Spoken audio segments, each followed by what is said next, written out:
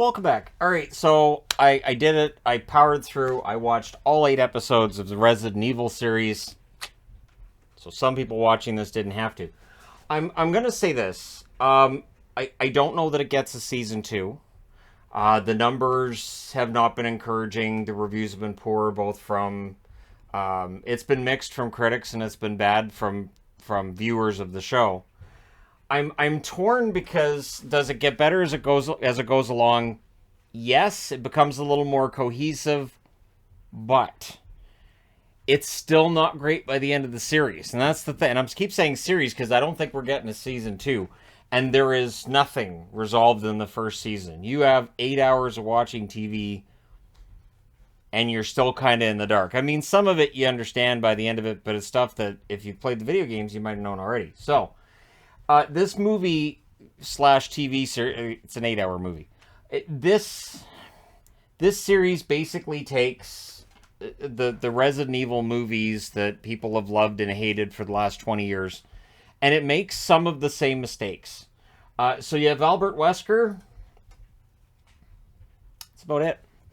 In terms of well-known video game characters, you have Wesker. And he doesn't look or act like the Wesker that we know. And we find out why during the series. But I can understand at the start if people watch this and go, well, that's not Wesker. This is ridiculous. So there's a problem. And the problem is the series revolves around Jade and Billy, daughters of Albert Wesker, who are, I mean, you have your standard teenage angst stuff. It's not consistent. They're portrayed as loving sisters one scene and at each other's throats the next. And it's not in a way that feels organic. So there's definitely some writing issues and pacing issues early on in this series. And it flashes back and forth between now, 2022, and 2036 after the world's gone kablooey. And if you're thinking, oh, so by the end of the first season, they must show us how the outbreak happens. Not really. Not really. So the problem is the 2022 is still going to keep going into season 2, and we're still going to have the 2036 flash forwards, which again are problematic. The biggest thing is Jade and Billy in the future feel like completely different characters than they do in 2022 version. I think if they had it where they were still together in 2036, maybe there's a strained relationship, but they work together, they're fighting zombies together, they're arguing over things that have happened, and then we can see flashbacks to what they're talking about. You might have a more cohesive series. The fact that, and I'm getting into spoilers, so if you're worried about spoilers, you can stop it now, go watch the 8-hour movie, and then come back and watch. Okay, so anybody watching isn't worried about spoilers? Good. Jaden, basically Billy becomes a mustache twirling villain by the end of the series. And it doesn't even make very much sense in terms of what we saw with her at the start of the series and the characters she is at the end. You can't just take a different actress, give her the same hairstyle and go, see, it's Billy. It's not, though. The other problem is that we're following Jade throughout this 8-hour movie, and she's a far less interesting character than Billy.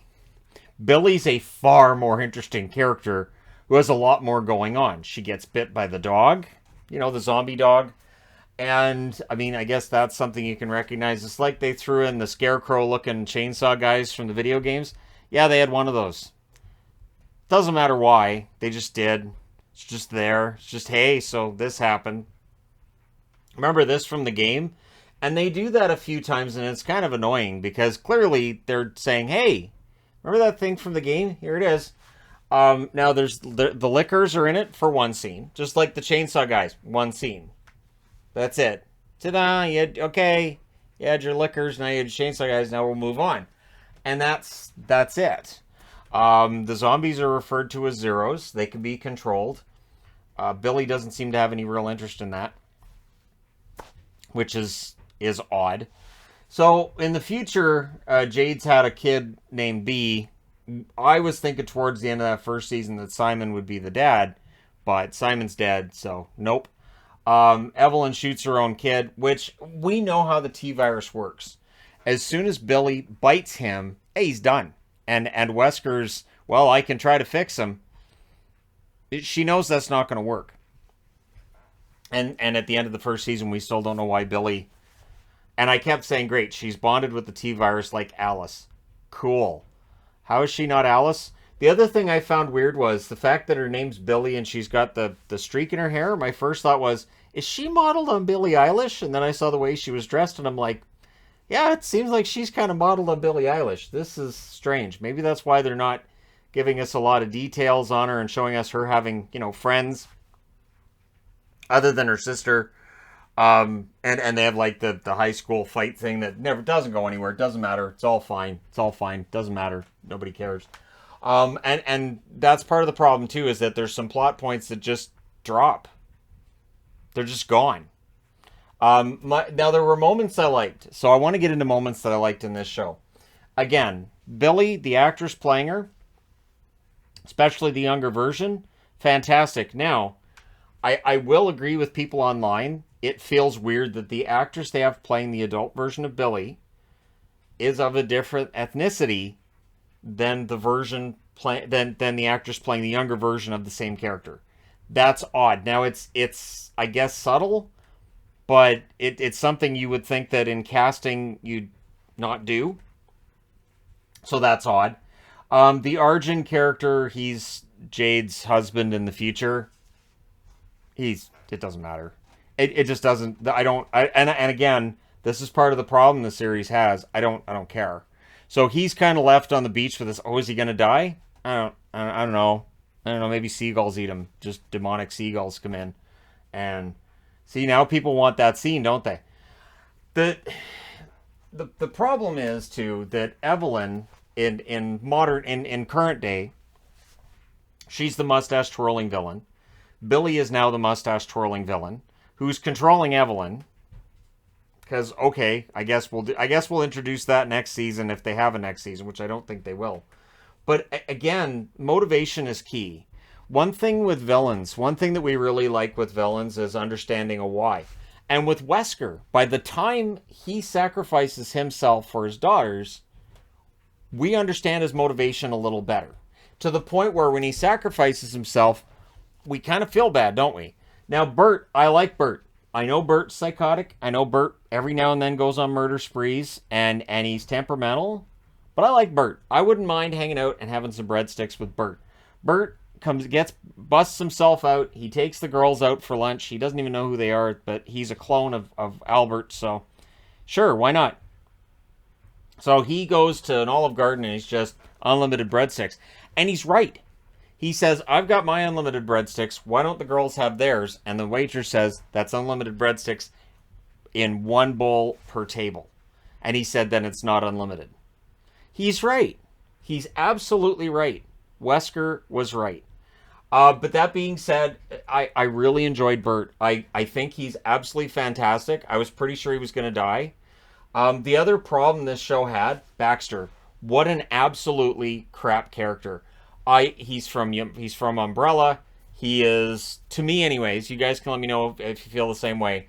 He's as useful as the cat lady. The lady who was feeding cats to her zombie husband in the bathroom, because sure, why not? We'll have that happen. As soon as Jade went into that lady's apartment, I'm like, all right, what's wrong with her? Because Resident Evil. But Baxter was just awful. And the fact that he kept surviving all these things, I'm like, there's no way. There's no way he survived that. He's not superhuman. Everybody else is getting shot. Everybody else is getting bit. There's no way. Oh, of course and then he beats Jade wherever she's going, and I'm like, oh my gosh, seriously, this guy again. So here's the other problem. He was kind of a mustache twirling villain too, until all of a sudden he had dogs, and so we feel for him, and he's not really a bad guy. And I'm like, okay, seriously, how many people have we watched him murder? How many people have we watched him murder? And now we're going into but he's got a heart of gold though. See, we should care. No, we shouldn't. We shouldn't. And when the zombies got him, I was like, I don't want to see Baxter anymore. I fully expect him to show up in season 2 with some kind of Inspector Clouseau kind of vibe to him. You thought they was dead. Think again, And there'll be clones of him, and they'll all be useless, and they'll all be mustache twirling villains as well. Jade's daughter, B. There's something with her. I don't know. They didn't really get into it. They didn't get into it until there's 5 minutes left in the series. This is what drives me nuts, is when they're writing a series for Netflix. Do you understand how often Netflix cancels the series? While I've been doing this video, they've canceled at least 6. And they've canceled 4 that people really, really like. So the idea that you're putting together a Resident Evil series that you know deep down kind of sort of that the video game fans aren't going to like, because you can't make a good video game series. I'll stand by that. Here's the reason. Here's the reason. So you play a video game. You love a video game. You love the experience of the video game. You can overlook crap science in a video game. You can overlook bad characters, bad dialogue, bad acting in a video game because you're having that visceral experience. You are having, and in a Resident Evil series game, you are experiencing, you're shooting those zombies, you're getting that adrenaline rush, you're getting this feeling. And so that game, you don't care whether or not the characters are wooden. You don't care whether or not it's well written. You just know the graphics were kick-ass. You know that you really enjoyed the general feel of the game. You really liked the mechanics. The controls are really good. So you're not worried about the science. You're not worried about the plot making any sense. It's a video game. It's fine. But once you make it a series, that's the challenge. You are taking away that visceral video game experience. People will no longer be having that visceral experience of the controls and getting to shoot them themselves. And so what you're doing is you're setting yourself up for failure. Because now people are going to be watching this and going, well, the science doesn't make any sense. The acting's terrible. Well, this is stupid. Now, take it from somebody who's played video games a long time. I think it's almost impossible to make a really good video game movie because video games aren't really designed with the storyline meant to be great. Now, there are some that are good. Telltale games, very good with storylines in their games. Last of Us really moved people, made people cry. There are exceptions, but in general, and with a Resident Evil game, it's that experience. It's that feeling. It's that, oh my gosh, I'm on this boss. Okay, how do I defeat the tyrant? How do I do this? Oh, it's Nemesis. What do I do? It's Nemesis. Whereas in a movie, you're like, that's the Nemesis from the game, huh? Doesn't look very good. That's kind of, yeah. The designs on this aren't very good, are they? So you're a little more, I think at least people are a little more critical with TV shows and movies than they are with video games, because with video games, it's the experience. With a movie, it's a completely different experience. The other problem this show has is it's called Resident Evil. If this show, here's the catch-22. You can get a studio to give you big money if you've got an IP, if you've got a name attached to it that people know. And they'll say, all right, this is Resident Evil. We're going to put some money behind this. We think this is going to be a hit. But if you took this storyline and you took Wesker out, you took out New Raccoon City, you made it about some kind of a biological weapon, you made it about zombie outbreak, you made it about post-apocalypse, you don't get the same budget, you probably don't get the green light, definitely don't get picked up by Netflix, and you likely don't get the series made. It absolutely is an issue now with Hollywood and just with studios in general, whether it's Netflix, whatever it is. They really like that recognizable name. If this wasn't called Resident Evil, I think it'd have better reviews. As soon as it's called Resident Evil, and especially when you're putting parts of the video game into the show, people will look at that and go, that's not how it was in the video game. This doesn't feel right. And you can't generate that feeling you have in a video game. It can't be done. So the only way you could do it is if you found some way to make it interactive, where while you're watching, you hit the right button on your remote so they could shoot the zombies. Maybe, but even then, I mean, I enjoyed Bandersnatch of Black Mirror. I'm one of the few. I'm one of the few that thought the Bandersnatch episode was quite fun. Yvonne and I watched that for like 3 days. Every night we were like, all right, let's see how many different ways there are to figure this out. And some of the decisions you make in Bandersnatch have no difference, make no difference to the show, but it is fun to see how many different endings there are to that show. But again, it got bad reviews. People weren't all that patient. People didn't like it. Because Choose Your Own Adventure is a thing. It's fantastic. I loved Choose Your Own Adventure books, but you're making up your mind in a book, and a book is going to be better than a movie a lot of the time too. And so I think that's part of it. Because in a book, you got your imagination going, and with a TV show or a movie, they're showing you. And your imagination is usually worse. It's part of the reason why the original Blair Witch works and anything else Blair Witch hasn't, is it's all imagined. You never see the monster. So it's all in your head. And in your head, it's always way worse than it is in reality. And I think that Hollywood sometimes forgets that. They're so into well, we got to show the monster, don't we? And sometimes it's right at the end. Sometimes it's throughout the whole movie. But in the case of Blair Witch, it looks goofy. So coming back to the series here, at the end of the series, nothing's changed that much from where it is at the start. At the start, Jade's off doing whatever. Her mission's really, to me, it's really weird. It's really vague. And even when she explains it, I'm like, what? She went all the way there for what? Why was she in England? So I don't, anyways, it doesn't matter. It just doesn't matter. But in the beginning, she's on this whatever, and this tardigrade comes out of the ground. And again, the tardigrade thing, it just felt like it was we need a monster here. What monster are we going to do? Well, let's see. First off, we had the zombies stop chasing her once the lead zombie got her because they'd swarm her and kill her. So we'll have the rest just standing around like, yeah, Bill's got her. Yeah, you know how Bill is. Bill likes to have the kill to himself or he gets cranky. Like, I don't understand. I don't get it. And then all of a sudden a tardigrade comes out of the ground because it got woke up and it was cranky too.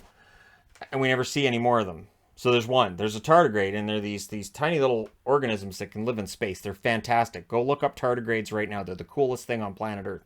But it's giant. So where's the other? There can't just be one, right? Just one got into the T virus and went all crazy. So, I mean, they talk about the T virus mutating, and it's like, well, it's 14 years later. It should have mutated a lot more than it has. The zeros should be different than what they are, and the zeros, it feels like at different points in the series, are different. Like, sometimes it feels like they run a heck of a lot faster than they do at other times, but maybe it's because of the Queen calling them. The Queen thing is weird, too. I understand that's kind of taken from the video game. And I thought, well, that's an interesting idea. So, of course, they're going to kill the Queen immediately because that's an interesting idea. So, that's what you got to do. You got to take an interesting idea and then immediately shoot it in the head. I don't understand. I don't get it. But I will say that by the end of the series, it was better than it was at the start. I know that's faint praise. I think that the actresses playing the young versions of Jade and Billy, they knocked it out of the park. They were both very, very good. In fact, this series should have been set entirely in 2022. If they really wanted to do this right, it would have been just getting into 2022, show a little bit more of the mundane life, a little bit more normalcy before things go crazy. You don't need to show 2036. Because we as Resident Evil fans, once you put this name on it, we know what happens. The T-virus gets out, everybody turns into zombies, the end. The most hilarious part, and they make the same mistake in this series as they do in some of the movies. Oh, we gotta stop Umbrella. They're too powerful. Where? All the humans are dead. Governments have collapsed, haven't they? Everybody's living in like Mad Max Beyond Thunderdome. There's nothing left. What are you talking about? Oh, Umbrella's evil and they're trying to control everything.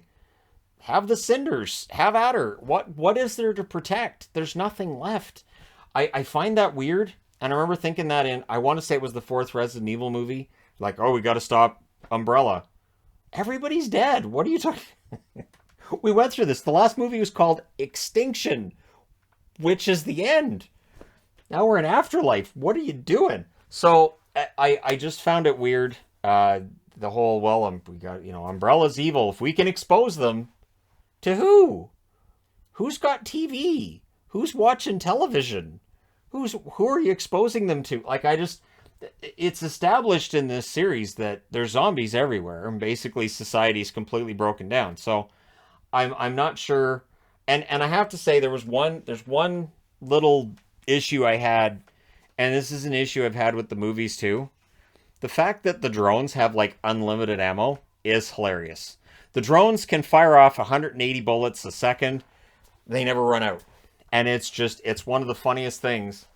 I did think too there was a bit of a wasted opportunity in that finale where you have the giant crocodile and it sits down next to B, and B has some kind of an attachment to it. Although it's clearly infected with the T virus, it's clearly something's wrong with it. And she's bonding with this giant thing, and then immediately they kill it. Billy comes in and kills it. So, all right. So much for something interesting. Think about this. Think about this. Spin-off, Bee and the Crocodile. Bee's walking the earth like Samuel L. Jackson wanted to in Pulp Fiction, and she's walking around with an 800-foot-long crocodile.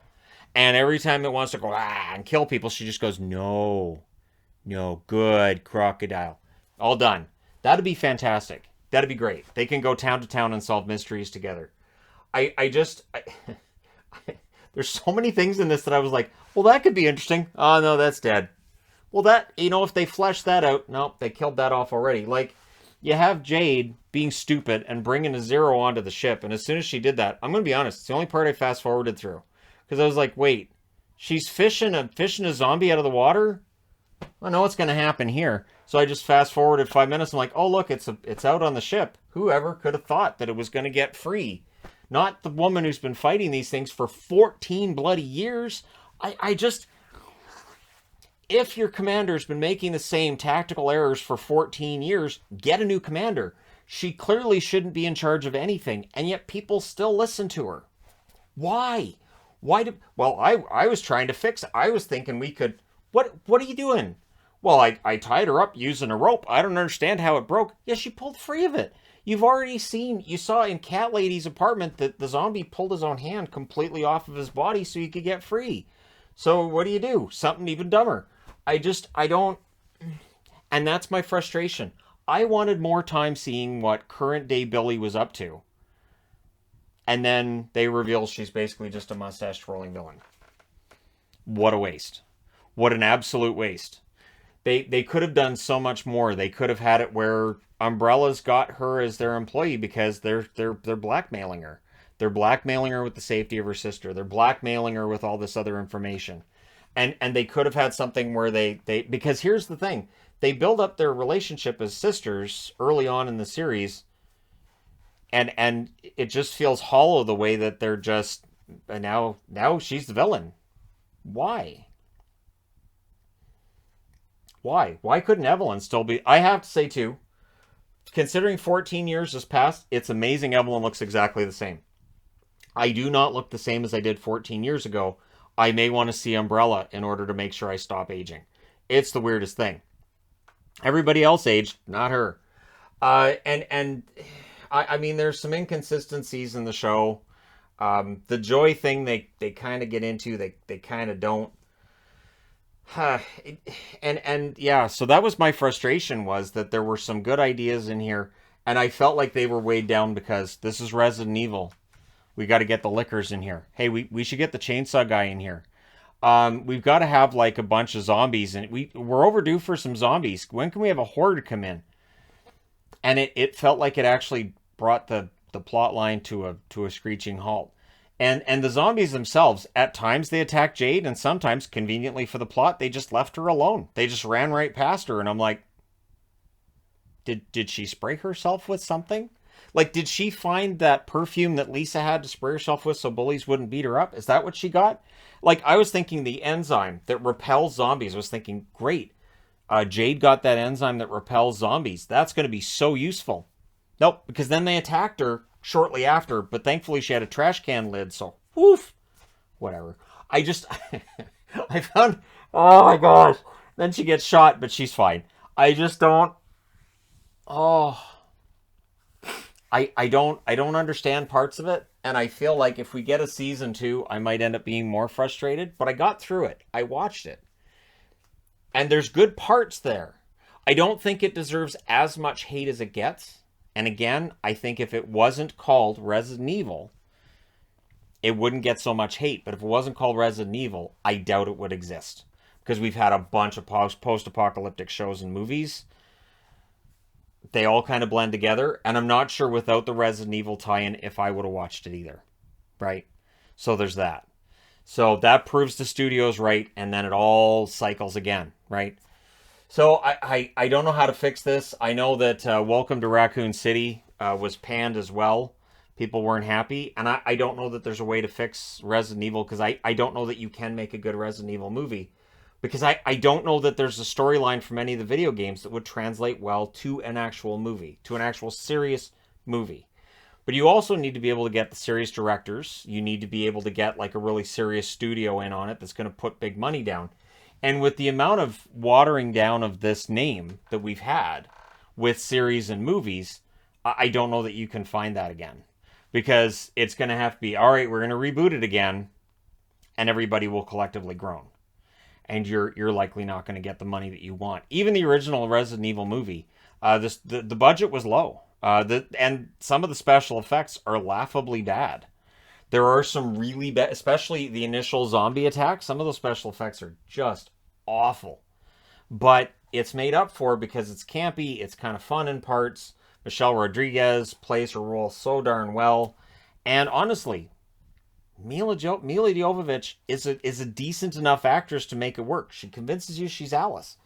But again, Jade and Billy have kind of become the new Alice in that they don't exist in the video games, and here they are being the main characters. I know that Ada Wong is supposed to show up in season 2 if they get the green light for that. I would expect that every season they would bring in a new character, which again is part of the writer's problem.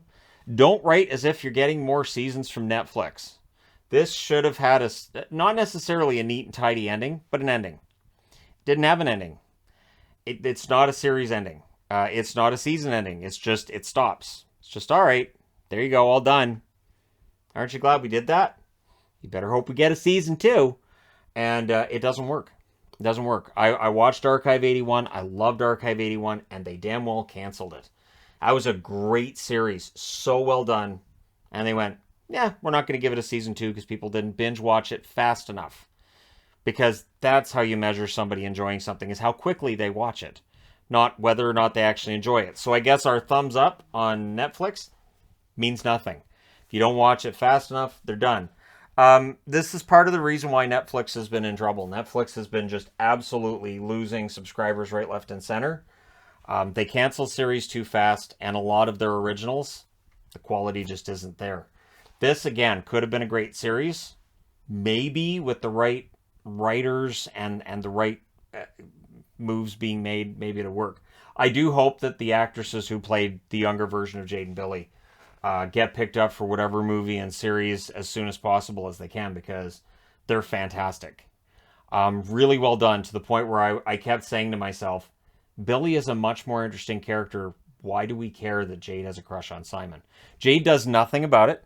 There's never any kind of a romantic anything. They kind of hold hands, but there's never any, it's just not. So, I mean, while we can kind of say, well, good, the point is they made this big deal over Jade having a crush on him. It just didn't go anywhere. So why is that even there? But there you go. So it's not a 9 out of 10. I apologize to IGN. I will disagree with them. I think they gave it an 8 out of 10 overall. That's ridiculous. If I was going to grade it out of 10, I would say 4. After the first episode, I would have given it a 2. By the end of the series, I'd say good, solid 4. I would have ditched the Baxter character. I would have had, I don't know, anybody but him. Anybody. I don't care. And just Albert was great. That just absolutely, the acting. And the fact that this is part of what tells you a good actor from a bad actor. When Albert and Bert feel like completely different characters, that's a good actor. When the original Wesker comes in and starts talking to them and talking down to them, he feels like a different character. That tells you he's a really good actor. So, again, hopefully he's able to find some really good roles. And he sold me on the fact that he could be a very good Albert Wesker in a movie that I would hope would be well written. But I've kind of given up on that. Let me know your thoughts in the comments section below as always. Don't forget to hit like and subscribe if you're browsing your way through, you just happened upon this video. Thank you guys so much for watching, for all your support. I will talk to you again soon.